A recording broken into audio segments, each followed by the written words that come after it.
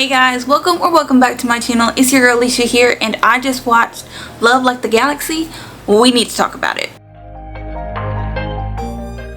Alright y'all, so first of all, Vicky is coming with some hits. So it was released in 2022. It has 56 episodes, and before you're like, that's too long, most definitely not. Come back, because I thought the same thing. But guys, after finishing it, I was like, we needed at least maybe one more, just maybe one more. And this will be a spoiler review, so if you do not want to be spoiled about what happens in it, go watch it and then come back so we can talk about it. So all right, let's talk about the amazing work of the actors and the actresses, because baby, everybody ate. Ooh, everybody ate. Like, I love when I'm watching a drama and I completely forget low-key that it's a TV show, because I'm just that fully invested in the story. Listen, the two main leads, oh baby, nobody is seeing them. Like, they have now moved, this show has now moved to my top 5. They have moved to like my top 5 couples, okay? Probably in the top 3 couples, because listen, I love when writers do not come to play, and clearly the writers and the directors and everybody else who worked on this project did not come to play, and they knew they had a hit on their hands. This show is rated 9.7 on the website because everybody knows that they ate. Like, I don't have anything bad to say about any of the actors or actresses. The people that were supposed to be comic relief were very much so comic relief. Like, the people that were supposed to be serious, the villains, ate up their roles. Like, every character was so complex, and the relationships were so intricate, and like the schemes were scheming, and I was devouring this show, y'all. Like, that's how good everybody played their role. So I have nothing bad to say about the cast. I have nothing bad to say about the writers, except for I wish they would have given us a wedding episode. They did not, and maybe I'm being spoiled because most of the other shows will give you a wedding episode. They did not. I wish that they would have. I wish that they would have, because I really wanted to see them get married, because their love was so hard won. I just wanted them, I wanted it to be cemented, especially since we already had a broken engagement between them. Like, I needed them to close the loop on that, more so than just saying, you know, that their wedding, where it was going to take place. I wish we would have actually seen it. But other than that, 10 out of 10. Like, other than that, they knew what to do.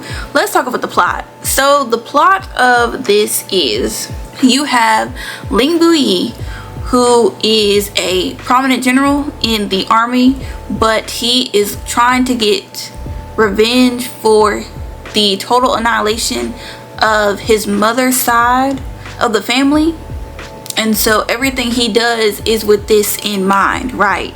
So on the other end of the aisle, we have Ching Shang Shang, and if I butchered that, I'm so sorry guys, I'm so sorry. But she has been forced to grow up without her parents, because her parents were forced to fight in a war, and so she had to stay at home because of the schemings of her diabolical aunt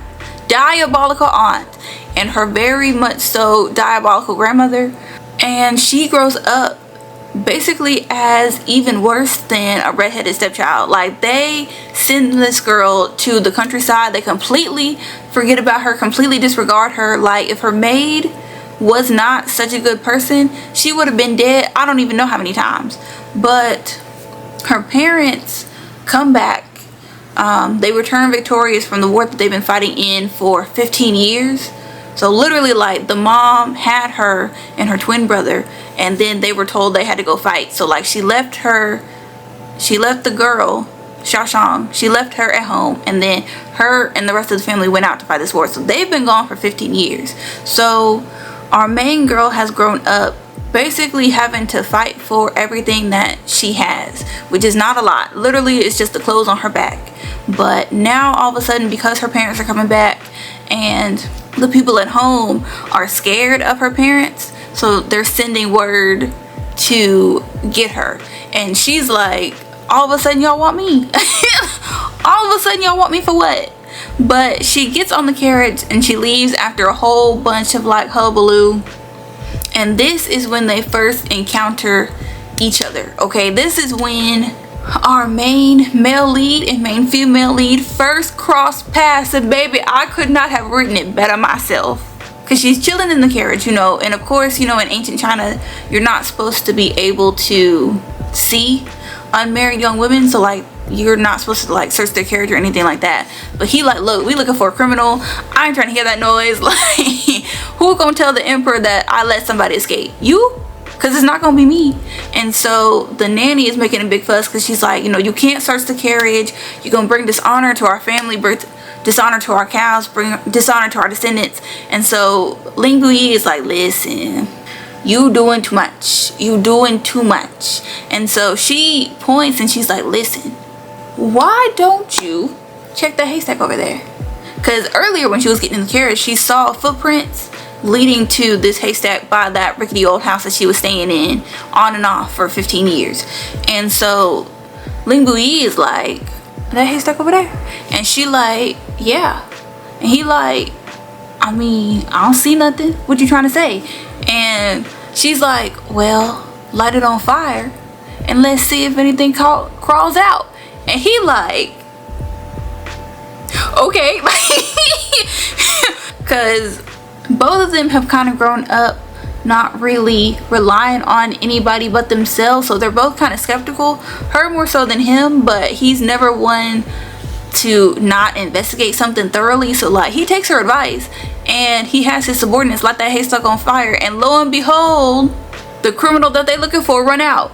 And so he like, we got a smart one on our hands, I see. And that's when his interest is first piqued. And so, you know, she goes home, whatever. And that is pretty much the premise of it. Like, you know, we see their shenanigans, we see the different situations and things that they have to go through, things like that. But I want to talk about what set this apart from some of the other ones that I've seen, because I feel like when revenge is part of the plot, but then you also have a romance, sometimes the revenge gets lost in favor of the romance. And I love that this show was not like that. I love that.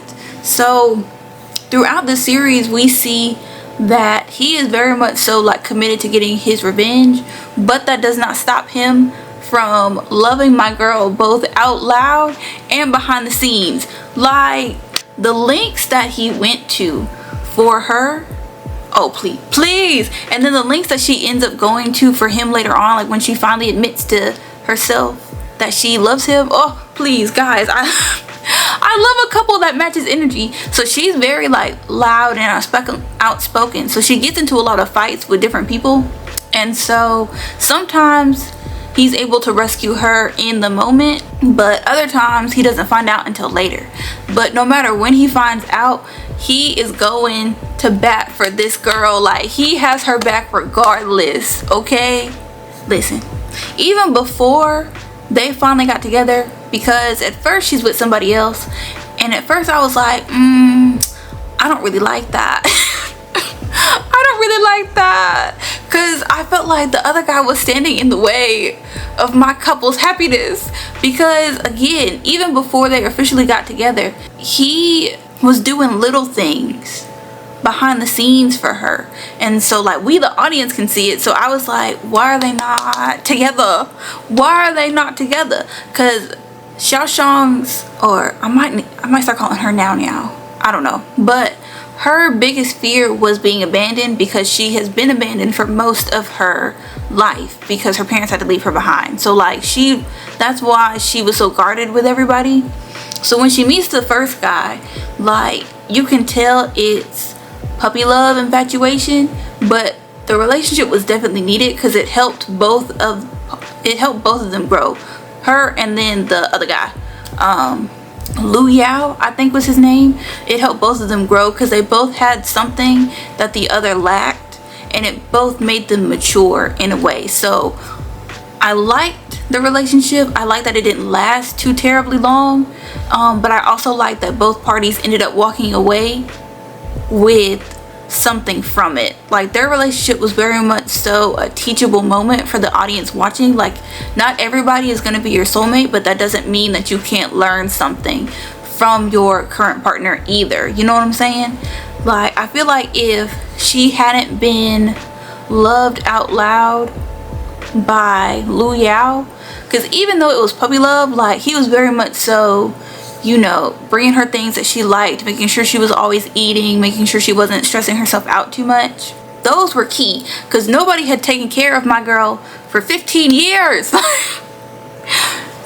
No one was taking care of her except for her trusted maid. So, like, an outsider showing that they could show her that same consideration, I feel like it opened her up to being willing to see that Ling Buyi was treating her with genuine kindness. So I did like that. I did like that relationship, and I like that the writers put that in there, because sometimes, you know, the main couple will get together and then it's kind of like, okay, well, where do we go really from here? So I felt like I was more invested in the later relationship because I didn't want her with that first one. I didn't want her to stay with that first guy, because I was seeing everything that Ling Buyi was doing, and I was like, girl, I need you to see it too. I need you to see it too. But even when they got together, like, if somebody even mildly disrespected her and he heard about it, oh, immediately he was taking action. And I love that. I love watching the women being loved out loud.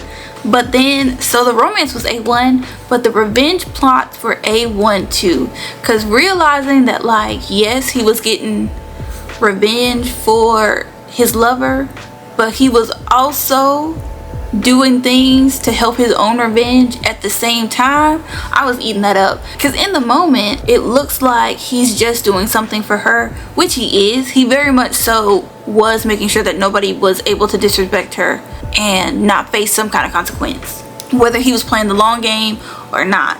But then, you know, when you would see him talking to his two trusted subordinates, and he'd be like, you know, yeah, we did this, so while I was doing this, what'd you find out? And they'd be like, you know, we found out XYZ. So, like, it was very much so a parallel where everything was kind of getting laid out. I loved that he was loving her out loud, but still keeping a part of himself secret. And when she finally opened herself up to loving him back out loud, and she realized that he was still keeping something secret, I love that she waited. Like, she gave him multiple opportunities to tell her what he was hiding from her.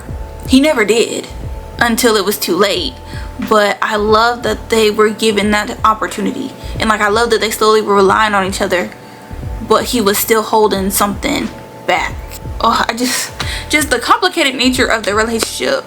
Because it was perfect, but it wasn't. Like, they would go through stuff and I'd just be like, why don't you just tell her what it is?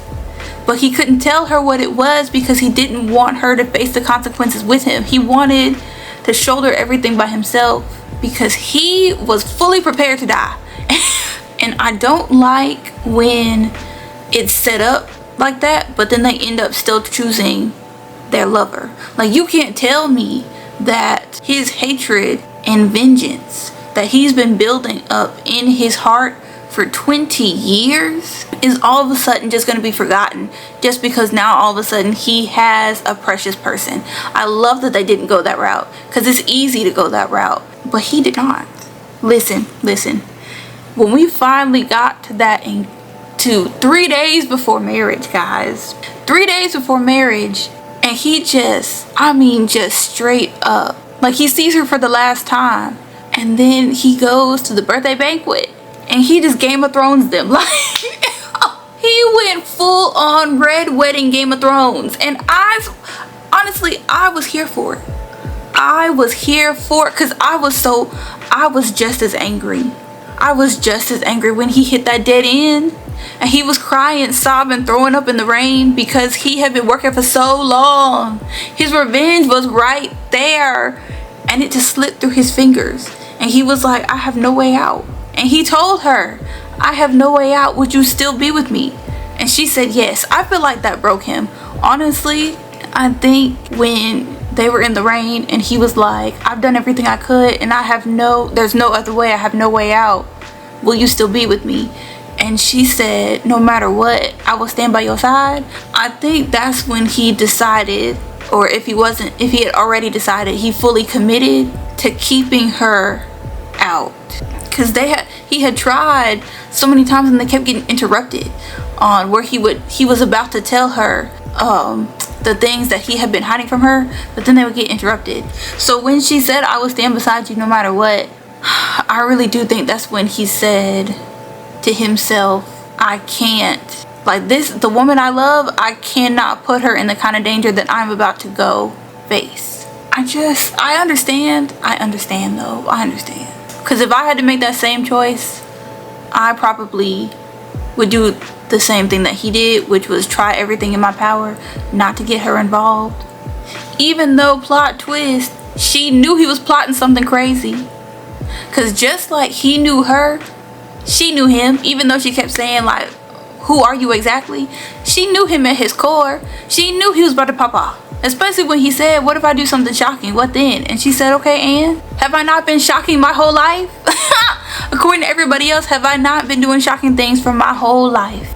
But then I also love that after he did that and we got that scene where she opened the doors and he like, why are you here? You shouldn't have come. And she like, are you Ling Bu Yi or Hu Wu Shang? And the look on his face, because I was right there with her, I had guessed it, the peanut allergy. I said, ooh. And then a lot of things that they had said in previous episodes was starting to fall in place and starting to make a lot of sense. And his need for revenge also was starting to fall into place and make a lot more sense. Because I was like, if he was just doing this for his mom, because that would still be him having to kill his dad, and that's heavy, you know. But on the flip side, killing your father's killer, that's a whole different story.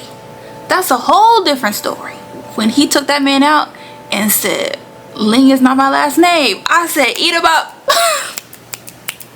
Eat him up. And then when they're on that cliff and he pushed her and threw himself down, I was sick. I was so sick because I just knew. I said, child, we still have more episodes to go. How are we coming back from this? Because she told him, if you abandon me now, I will never forgive you in this lifetime. Because everybody had abandoned her at one point or another in her life. How could she bear the man she loved leaving her? And he did it anyway. And I appreciate the writers for taking it there. Because there was no... What other way were we gonna go? With the way his actions were lining up, what other choice did he have? And what other choice did she have but doing everything that she could do?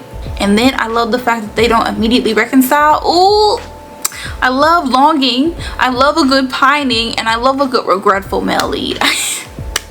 Not, I fumbled the bag and cheated on you, told you suck repeatedly, now you're trying to leave me, so now I'm regretful. Not that kind of regretful, but you were the woman I loved, you were the only woman I loved, but I had to choose between revenge for my whole clan being exterminated except for my aunt, or you, and I had to choose my clan. And I just hoped that you would understand me. And she did. But that didn't mean that she forgave him for his actions, and I love that. Oh, but y'all, the action was good. The actoring was good. The romance, I ate it up. The angst, the revenge plots, the schemes, y'all, I ate everything up. Overall, I gave this a 10 out of 10. Easily 10 out of 10. The fight scenes were really, really good. They were really believable. The only thing that I would say, when he threw himself on the cliff, off the cliff, it looked a little fake, but I wasn't mad at it. That's just a nitpicky thing. Like, if you really want to find something that was just a little bit off, it was the CGI just a little bit whenever somebody would like get thrown off a cliff or something like that. It just looked a little fake, but I mean, I didn't want it to look too realistic because now I'm traumatized. So overall, those are my thoughts on this. Let me know down in the comments below if you have watched this. This is a great show if you like historical dramas, if you like historical romances, if you like just romances in general. if you like outgoing, outspoken female male leads who don't take anything from anybody, and then their silent partner behind them who make sure that they can continue bullying people that bully them without consequence, this show is for you. I don't know what else to say. It's a hit. Like, the writers and stuff, the actors and stuff, everybody involved in this project knew they had a hit on their hand. And honestly, 56 episodes, it went by so fast. I was binging this like nobody's business. Like, at every turn, I was watching the next episode. It's one of those that really hit you in the emotional core, and so if you finish it, you're just like, what am I gonna watch now? And it's also one of the ones where, like, the main couple was so good, I probably will take a minute before I watch one of their other works. It's hard for me to kind of separate when somebody does such a good job where the romance is so believable that, like, that's my one true pairing. It takes me a minute to realize that that is in fact an actor and an actress, and that I am going to see them in different stuff with different people. So I just gotta take a minute for me. But that is all I have for you guys today. Thank you so much for watching. I hope y'all found it enjoyable, and I will see y'all in my next video. Bye guys.